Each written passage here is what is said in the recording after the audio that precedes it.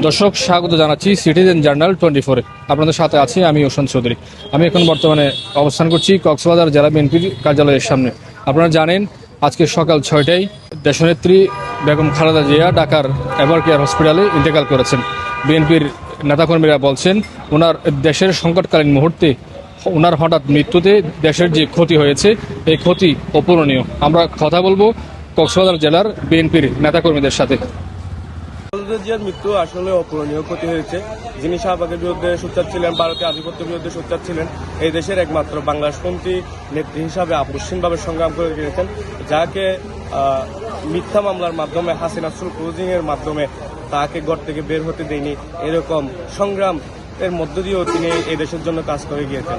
এটা আসলে ওনারকে হারানো বাংলাদেশ একজন অভিভাবককে হারানোর সমান।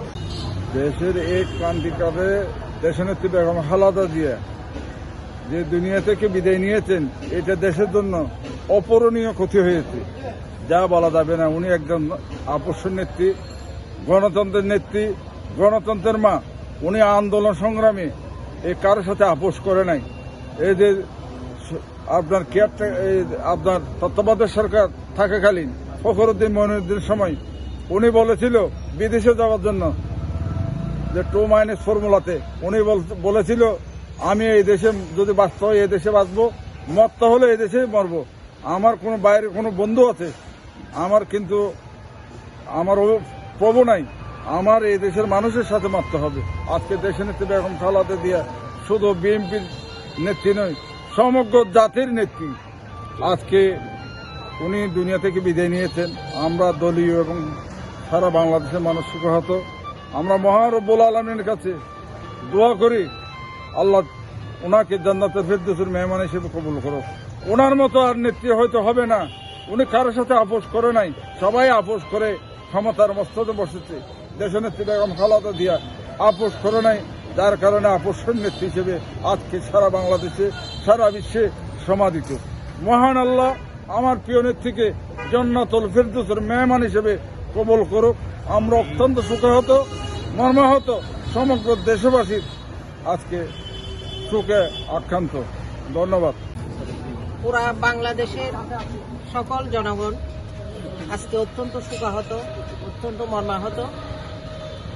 আমরা আমাদের দেশনেত্রী বেগম খালেদা জিয়া, যিনি আজীবন গণতন্ত্রের জন্য সংগ্রাম করে গেছেন, নিজে কারাভোগ করেছেন, অনেক ষড়যন্ত্রের শিকার হয়েছেন, অনেক কষ্ট পেয়েছেন, তারপরেও তিনি কখনো আপোষ করেন নাই।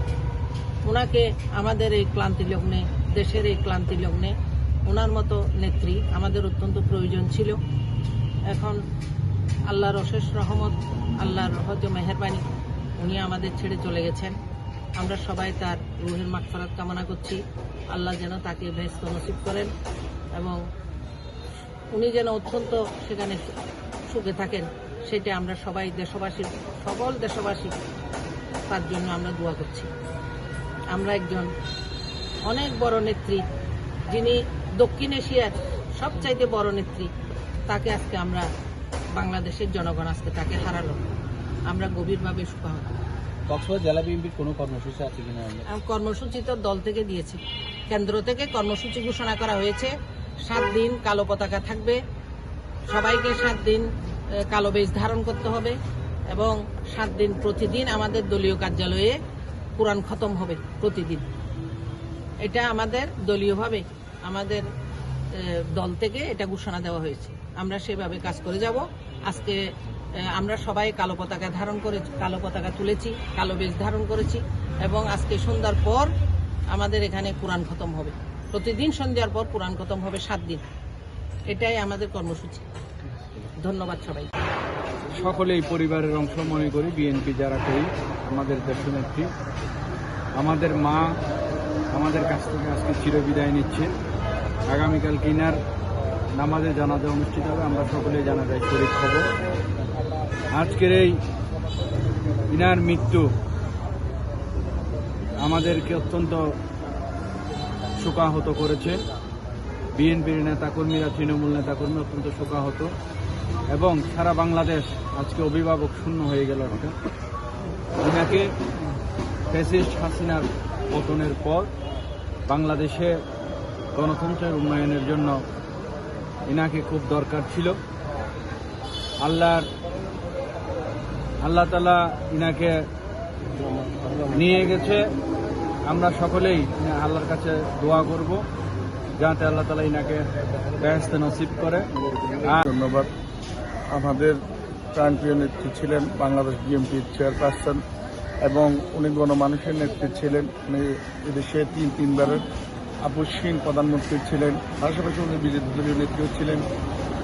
উনি দল বল নির্বিশেষে, ধর্ম বর্ণ নির্বিশেষে একজন নেত্রী ছিলেন। বাংলাদেশের 18 কোটি মানুষে ওনার জন্য প্রার্থনা করেছেন আল্লাহ যেন ওনাকে সুস্থ করে তোলেন, কিন্তু মহান রাব্বুল আলামিনের ডাকে উনি কাফেলা দেশে চলে গেছেন।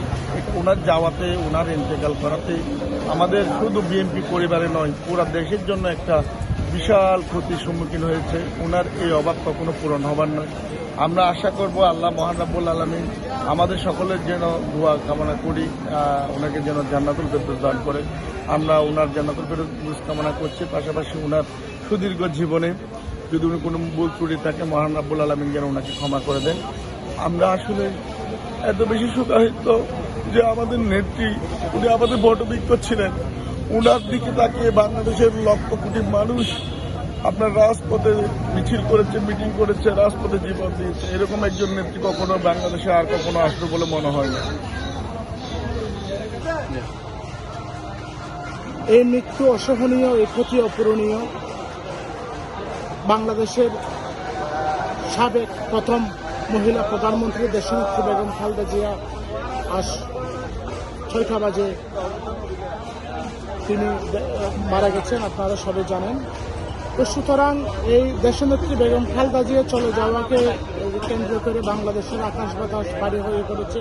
কোটি কোটি মানুষ অশ্রুসিক্ত নয়নে তার বিদায় দেওয়ার জন্য অপেক্ষমান রয়েছে। গত আগামীকাল 1টায় জোহরুন নামাজের পরে মাননীয় এভিনিউতে তার জানাজা অনুষ্ঠিত হবে এবং শহীদ প্রেসিডেন্ট জিয়া রহমানের মাজারের পাশে তাকে শায়িত করা হবে। আমাদের গৌরব, আমাদের মমতা মহিমা, আমাদের যিনি উদ্যম এবং সাহস এবং অনুপ্রেরণা, আমরা তাকে দেখে যুগাতাম যে 70-80 বছরের বয়সে তিনি জেল কেটেছেন, কোনোদিন কোনো স্বৈরাচারের কাছে তিনি আপোষ করেননি এবং তিনি শত জ্বালা বঞ্চনার পরও এদেশে টিকে রয়েছেন। এবং দেশনেত্রী বেগম খালেদা জিয়া আপনারা জানেন আগে ঘোষণা দিয়েছে, আমি এই দেশ ছেড়ে কোনোদিন যাব না, যদি মরতে হয় এই দেশেই মরব। পরম করুণাময় তার ইচ্ছে পূরণ করেছেন। সুতরাং আমরা দেশ নেই, তারেক রহমানের এখন কেউ নয়, তার বাবা এবং মা এবং তার একটা যে ভাই ছিল স্নেহের ছোট ভাই, সে চলে গিয়েছে। বাংলাদেশের কোটি কোটি মানুষ আমি তাকে বলতে চাই, বাংলাদেশের কোটি কোটি মানুষ আপনার সাথে ছিল, আছে এবং থাকবে। ধন্যবাদ।